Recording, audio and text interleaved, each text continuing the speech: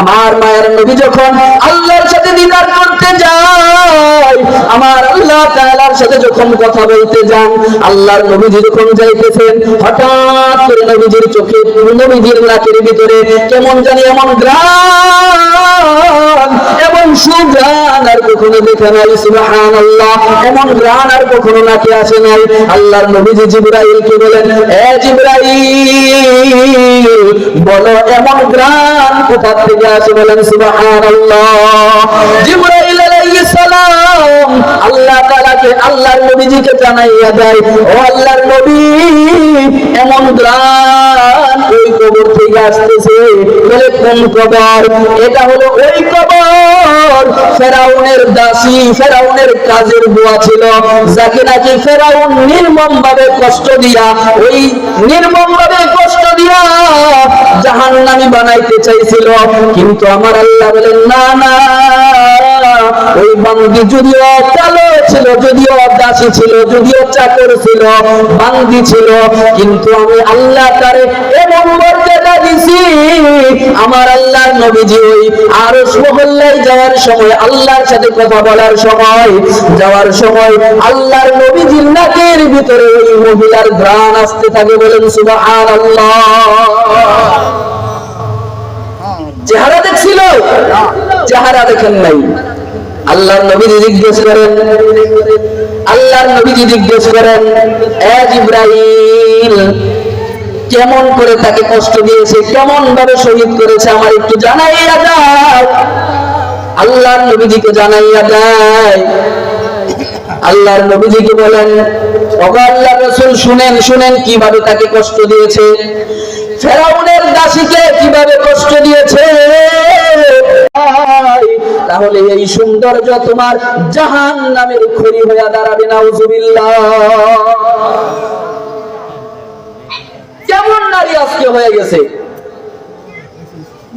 মেয়ে জাতি কোমলাতি কিবা মন্ত্র জানে,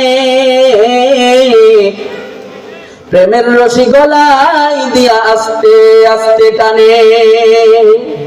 শহরে বাজারে দেখো নারীদের ঢল, পর্দাবিহীন তারা করে ঝলমল। আছে না ভাই? শহরে বাজারে দেখো নারীদের ঢল, পর্দাবিহীন তারা করে ঝলমল। অন্যকে তার দিকে আশিকি বানায়, দেশটা যে ধ্বংস নারীর বেপরদায়। চারিদিকে একই আওয়াজ, হাই হাই হাই। বলেন ঠিক কিনা? ইবলিসে আজম বাংলাদেশে আগমন করেছে নারীর বেশে। ইবলিসে আজম বাংলাদেশে আগমন করেছে ওরা নারীর বেশে। দলে দলে নিয়ে ওরা মেলা জমায়, পার্কে বসিয়া ওরা মেলা মিলাই। দেশটা জি ধ্বংস নারীর বেপরদায়। যেই দিকে যাইবেন, বাজারে যায় দেখবেন নারীর দল, ক্ষেত খামারে গিয়া দেখবেন নারীর দল। আর ট্রেনের ভিতরে তো কোনো কথাই নাই। ট্রেনে উঠছেন নাকি আপনারা? ট্রেনের ভিতরে আর তো কোনো কথাই নাই। আরে ভাই, আমার আল্লাহ জানাইয়া দেয়, আজকে যদি তোমরা এই বেপরদা নিয়া কবরে যাও, আমি আল্লাহ কিন্তু তোমাদেরকে ছাড় দিব না।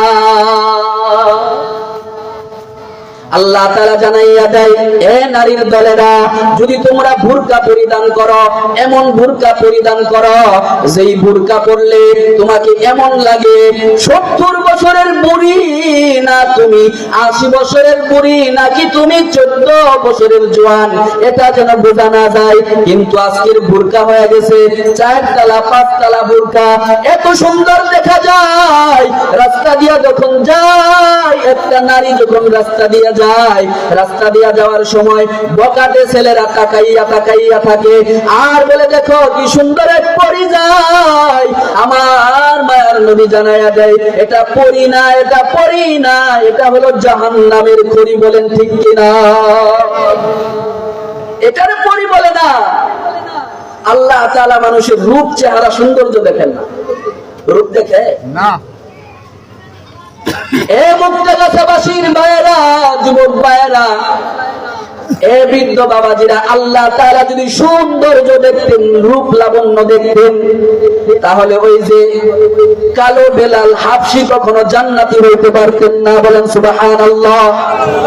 এ বাবারা, লক্ষ্য করে শুনো, যদি আল্লাহ তাআলা সৌন্দর্য দেখত, আল্লাহ তাআলা যদি সৌন্দর্য দেখত, তাহলে ওই যে ফেরাউনের ঘরে ফেরাউনের একজন বাদী ছিল, দাসী ছিল, এই দাসী কখনো জান্নাতি হইতে পারতেন না।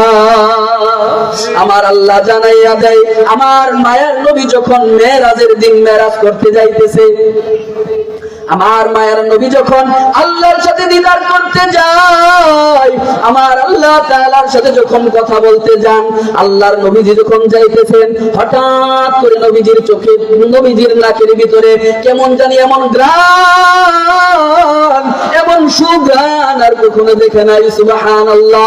এমন গ্রাণ আর কখনো নাকে আসে নাই। আল্লাহর নবীজি জিবরাইলকে বলেন, এ জিবরাইল, বলো এমন গ্রাণ কোথা থেকে আসে? বলেন সুবহানাল্লাহ। জিবরাইল আলাইহিস সালাম আল্লাহ তাআলাকে, আল্লাহর নবীজিকে জানাইয়া দেয়, ও আল্লাহর নবী, এমন গ্রাণ ওই কবর থেকে আসতেছে। বলে কোন কবর? এটা হলো ওই কবর ফেরাউনের দাসী, ফেরাউনের কাজের বুয়া ছিল, যাকে নাকি ফেরাউন নির্মম ভাবে কষ্ট দিয়া, ওই নির্মম ভাবে কষ্ট দিয়া জাহান্নামী বানাইতে চাইছিল। কিন্তু আমার আল্লাহ বলেন, না না, ওই বান্দি যদিও কালো ছিল, যদিও দাসী ছিল, যদিও চাকর ছিল, বান্দি ছিল, কিন্তু আমি আল্লাহ তারে এমন মর্যাদা দিছি। আমার আল্লাহর নবীজি ওই আরশ মহল্লায় যাওয়ার সময়, আল্লাহর সাথে কথা বলার সময়, যাওয়ার সময় আল্লাহর নবীজির নাকের ভিতরে ওই মহিলার ঘ্রাণ আসতে থাকে। বলেন সুবহানাল্লাহ। চেহারা দেখছিল, চেহারা দেখেন নাই। আল্লাহর নবীজি জিজ্ঞেস করেন, আল্লাহর নবীজি জিজ্ঞেস করেন, এ জিবরাইল, কেমন করে তাকে কষ্ট দিয়েছে, কেমন ভাবে শহীদ করেছে, আমার একটু জানাইয়া দাও। আল্লাহর নবীজিকে জানাইয়া দেয়। আল্লাহর নবীজিকে বলেন, ওগো আল্লাহর রাসূল, শুনেন শুনেন কিভাবে তাকে কষ্ট দিয়েছে, ফেরাউনের দাসীকে কিভাবে কষ্ট দিয়েছে। আপনাকে একটু বলি, আপনি একটু অবলোকন করেন, একটু মনের কান দ্বারা, দিলের কান দ্বারা, অন্তর দ্বারা একটু চেষ্টা করেন, বোঝার চেষ্টা করেন। এরপর তারালের মায়ে বলে না, আমি তোমাদেরকে হাতে ধরে পায়ে ধরে বলতেছি, এই ঘটনাটা শুনলে তোমাদের চোখের পানি ধরে রাখতে পারবা না। আল্লাহর নবীজিকে যখন কষ্টের বিবরণ দিতেছিলেন, বলেন যখন একদিন ফেরাউনের দাসী, যখন ফেরাউনের একটা কন্যা সন্তান ছিল, এই কন্যা সন্তানের চুল আশ্রয় দিতেছিল, চিরুনি দ্বারা যখন চুল আশ্রয় দেয়, এমন সময় ফেরাউনের দাসী চুল আশ্রয় দেওয়ার সময় মাথার থেকে, হাত থেকে, তার হাত থেকে চিরুনিটা মাটিতে পড়ে যায়। মাটিতে পড়ার সঙ্গে সঙ্গে ফেরাউনের দাসী বিসমিল্লাহ বলে ওই চিরুনিটা উঠাইছেন। কি বলে? বিসমিল্লাহ বলে, আল্লাহর নাম নিয়ে ওই চিরুনিটা যখন উঠাইছেন, ফেরাউনের কন্যা ডাক দিয়ে কয়, এ বোন তুমি কার নাম নিলা? বলেন সুবহানাল্লাহ। কার নাম নিলা? কার নাম নিলা? এটা কার নাম? নিশ্চয় আমার আব্বার নাম নিছ।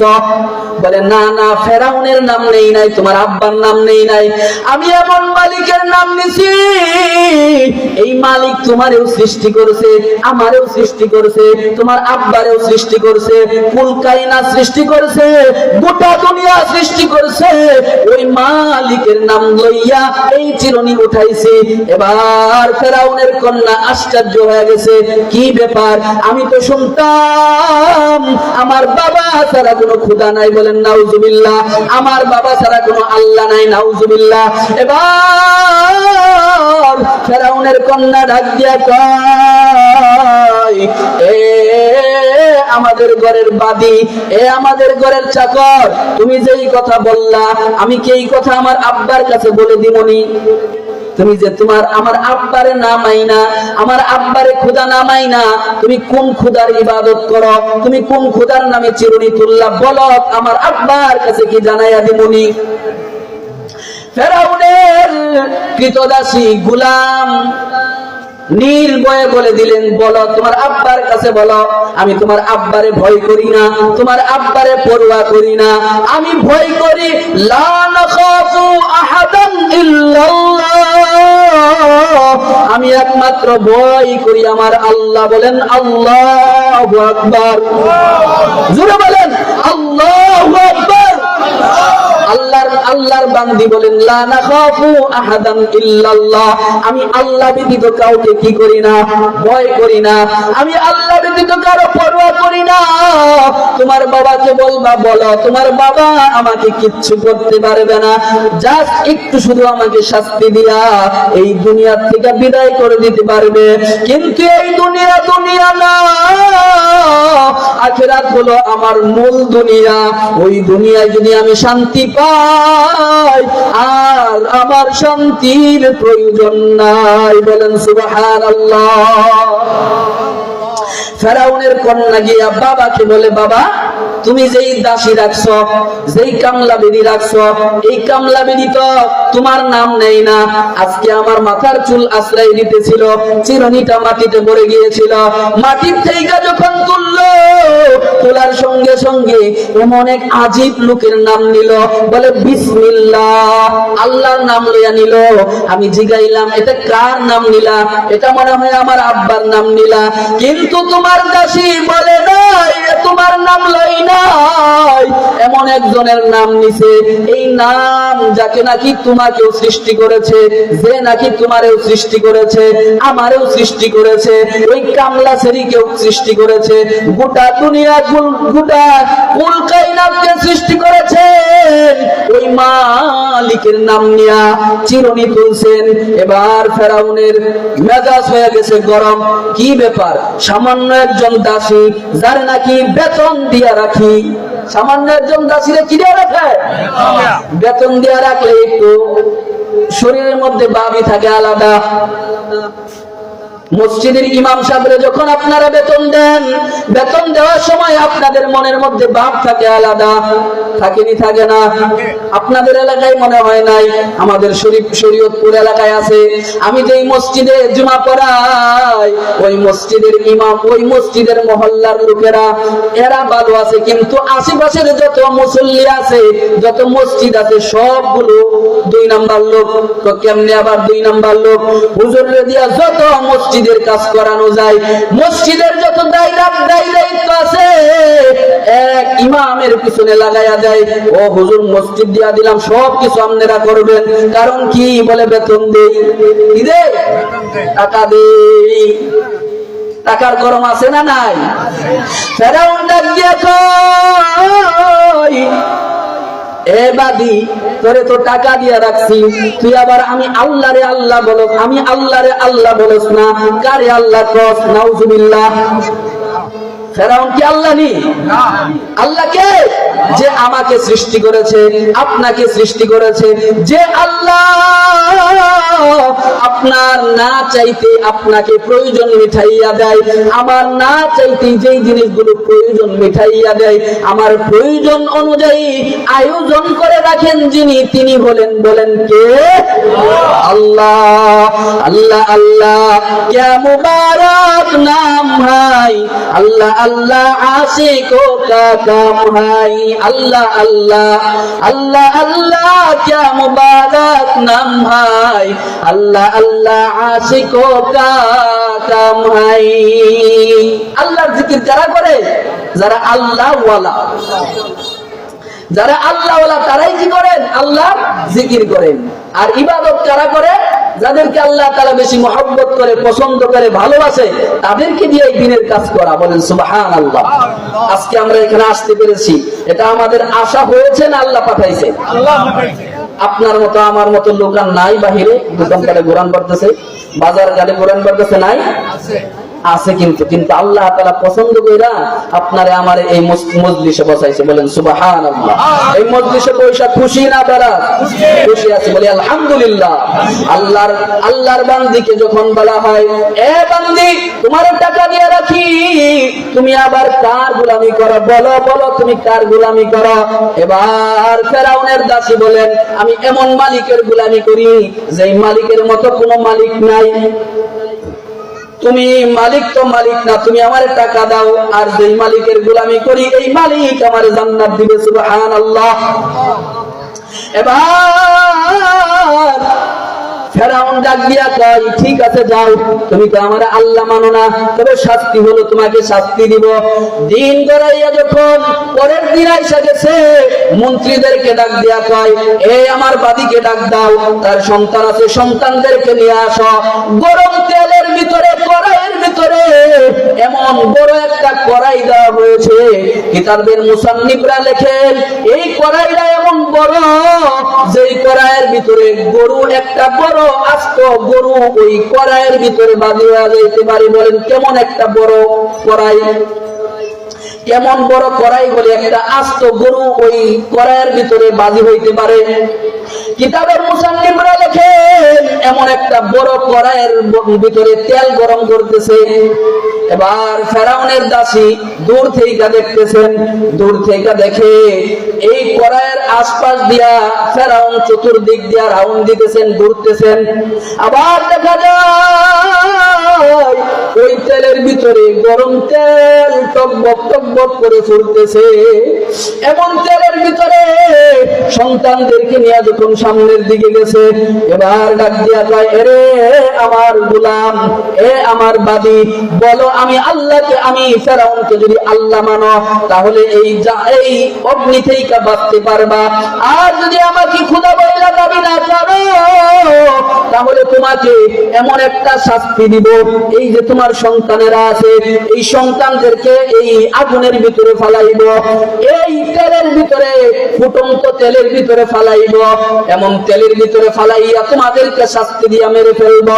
এবার ফেরাউনের কৃতদাসী ডাক দিয়া কয়, এ ফেরাউন, তুমি যদি আমাকে জান পর্যন্ত নিয়ে নাও, আমার সন্তান না, আমার যদি আরো সন্তান থাকতো, শুধু আমি না, আমার জীবন যদি আরো থাকতো, তাহলেও আমি তোমার এই কথার মধ্যে রাজি থাকতাম না, তোমারে আল্লাহ বলে স্বীকার করতাম না। আমার রব হলে আল্লাহ, আমি আল্লাহ ব্যতীত কারো ইবাদত করব না, আমি একমাত্র আল্লাহর ইবাদত করব, যেই আল্লাহ ব্যতীত আমার কোনো আল্লাহ নাই। এ ফেরাউন, এখন তুমি আমার শাস্তি দিবা, আমার আল্লাহ আমার জন্য অপেক্ষা করতেছেন জান্নাত সাজাইয়া, এখন তুমি আমার শাস্তি দিয়া মৃত্যুদণ্ড দিয়া দিবা। আমি যখন মৃত্যুবরণ করে দিব, আমারে যখন দুনিয়া থেকে বিদায় করে দিবা, আমাকে আল্লাহ তাআলা সঙ্গে সঙ্গে জান্নাত দিয়া দিবেন। সুবহানাল্লাহ। এবার ফেরাউন বলেন, মানবা না? আমার কথা মানবা না? মানলে ভালো হবে। ফেরাউনের দাসী কয়, জীবন যাবে, কিন্তু কালেমার ঔষধ যেটা পান করেছি, বড়ি গিলার পর পানি দিয়া যখন আপনারা ঔষধ গিলেন, এই ঔষধ বাহির করা সম্ভব না, শুধু বমি করা ছাড়া। এই বমি কি ভালো জিনিস? না। আল্লাহর বান্দী বলেন, ঈমান নামক দৌলত যখন ভিতরে প্রবেশ করাইছি, এই ভিতর থেকে আর কখনো মালিকের নাম বাহির করব না। এই মালিককে এই বুকের মধ্যে স্থান দিয়েছি, এই বুক থেকে আমার মালিককে কখনো বাহির করতে পারবো না। তোমার ওই টাকার পরোয়া করি না, তোমার চাকরির পরোয়া করি না, তুমি আমারে পারলে বাইরে ফেলাও, আমার সন্তানকেও বিদার করে দাও, আমার কোনো আফসোস নাই। তবে তোমার কাছে আমার একটা আবদার থাকবে, যদি আমাদেরকে মাইরেই ফেলাও তাহলে আমাদের এই হাড্ডি গুলো এক জায়গায় পুঁতিয়া রাখবা, এক জায়গায় গর্ত করে পুঁতায় রাখবা। তোমার কাছে আমার এই আরজি রইল। এবার ফেরাউন ডাক দিয়ে কয়, এর প্রথম সন্তানটা বড় সন্তানটাকে তেলের মধ্যে ছেড়ে দিয়েছে। এ মা বোনেরা লক্ষ্য করে শুনেন, আপনারা যারা বলেন যে আমরা ইবাদত করতে পারি না, পর্দা করতে পারি না, কারণ আমরা আমাদের কোনো পর্দার ব্যবস্থা নাই, আমার আল্লাহ জানাইয়া দেয়, এ দুনিয়ার মানুষের দলেরা, আমি আল্লাহকে রাজি করা বড় সহজ, আর দুনিয়ার মানুষকে রাজি করা বড়ই কঠিন হয়ে যায়। বলেন ঠিক কিনা?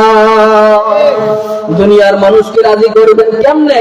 টাকা দিয়ে রাজি করবেন, এক বেলা রাজি করতে পারবেন না। 500 টাকা দিয়ে একটা ভোট কিনলেন, চেয়ারম্যানের একটা ভোট কিনা হইল, আজকে ভালো তো কালকে বিদায়, আজকে আপনার কাছ থেকে 500 টাকা খায়া আবার আরেকজনকে ভোট দিয়া দেয়, এমন আছে না নাই? এমন